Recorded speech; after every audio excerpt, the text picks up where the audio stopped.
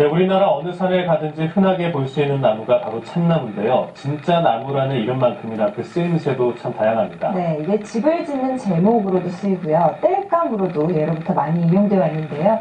무엇보다도 참나무에서만 붙어 자라는 이것이 또 건강에 톡톡한 효능을 갖고 있다고 합니다. 네. 이게 무엇일까요? 모은 기자가 직접 스튜디오에 들고 오셨네요. 네, 제 손에 있는 이것들이 바로 참나무에 기생하는 약용 식물입니다. 예. 먼저 이쪽 거 먼저 보면 나뭇가지에 잎사귀들이 달려 있는데요. 참나무가 아닌 거죠. 그렇죠. 겨우살이라고 하는 풀입니다. 이거 먹을 수는 있는 걸까요? 그렇게 어려워 보이는데.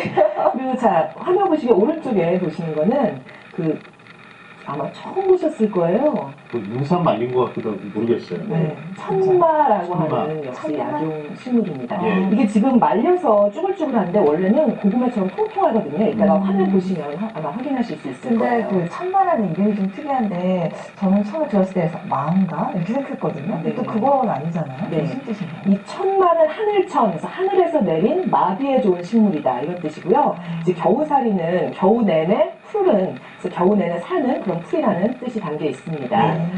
긴 연휴가 끝나고 혹시 여기저기 몸이 쑤셔서 고생하시나요? 오늘 이 두 가지 약초에 주목해 보세요. 참나무에서 자라는 신비의 약초. 먼저 겨우살이를 찾아 전라남도 담양에 찾아갔습니다. 산속을 오르는데요.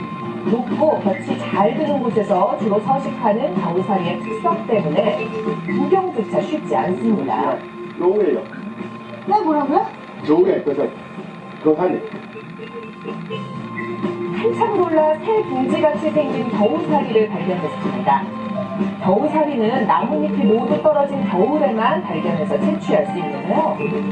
배설물을 통해서 나무에서 나무로 번식하고요. 또 높은 곳에 있어서 채취가 쉽지는 않습니다. 하늘과 맞닿은 곳에 있다 해서 하늘의 약초라 불리기도 하는 겨우살이. 어렵사리 채취에 성공했습니다. 겨울에도 푸른빛을 띠는 겨우살이는 마디로 그 나이를 짐작할 수 있는데요. 열매가 있나요? 이거는 한마디 그냥 그러더니 한마디. 이거 신문이 시카했구나. 그렇다면 참나무는 무슨 역할을 할까요? 참나무는 조직 자체가 튼튼하고 단단해요. 그래서 이게 죽어도 오래 영양분을 오래 먹을 수 있고 금방 안 썩고. 그래서 겨우살이가 90% 이상은 참나무에 기생해요. 겨우살이는 숙주에 따라 그 생김새도 다릅니다. 왼쪽이 Y자 모양의 참나무 겨우살이고요. 가운데가 따뜻한 남쪽에 자생하는 동백나무 겨우살이, 오른쪽이 소나무 겨우살입니다. 네. 겨울에도 푸름을 간직한 겨우살이는 동서양을 막론하고 장생불사의 식물로 여겨지는데요. 서양에서는 항암 식물로 불려져 왔습니다. 또 국내 한 연구 결과에 따르면 당뇨에도 효과가 톡톡히 있다고 하네요. 서양 의학에서 항암 식물로 알려진 겨우살이, 한의학에서는 또 다른 효능으로 전해지고 있는데요. 동보감에 보면은 이제 겨우살이는 뼈와 관절을 튼튼하게 하고 혈액순환이 좋아지면서 허리의 아픈 증세를 없애고요. 또 이제 여성들은 이제 임신 중이나 임신 후에 하혈에 효과적입니다. 다양한 효능은 물론이고 부작용이 거의 없는 약재라서 여러 사람들에게 각광받고 있는 겨우살이. 이걸 꾸준히 복용하고 있는 한 가정을 방문했습니다. 제가 오랫동안 아기 보는 일을 했어요. 그래서 손목하고 관절이 아팠는데 병원 가니까 관절이라는 진단을 받았거든요. 주부의 관절 통증에 효과를 준 건 겨우살이 차인데요. 말린 겨우살이를 볶은 뒤에 끓이면 더 잘 우러납니다.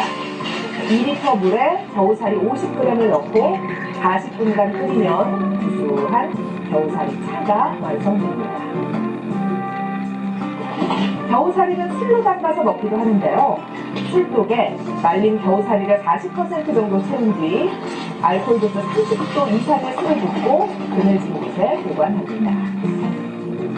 이렇게 놔두고 1년 정도 지나면 연갈색의 건강한 겨우살이주가 완성된다고 해요.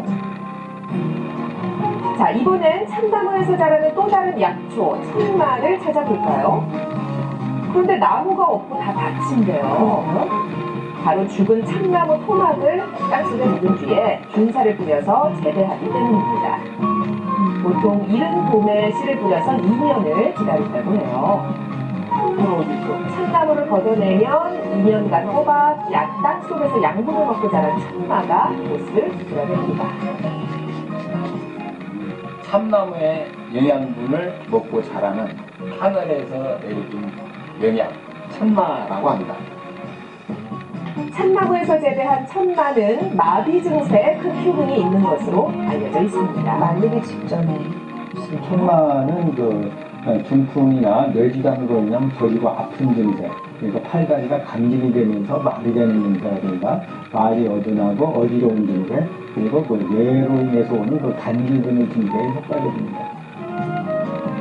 참마를 마와 혼동하기 쉬운데요. 참마는 마과인 참마와 달리 난초과 식물로 쓰임새나 효능이 완전히 다릅니다.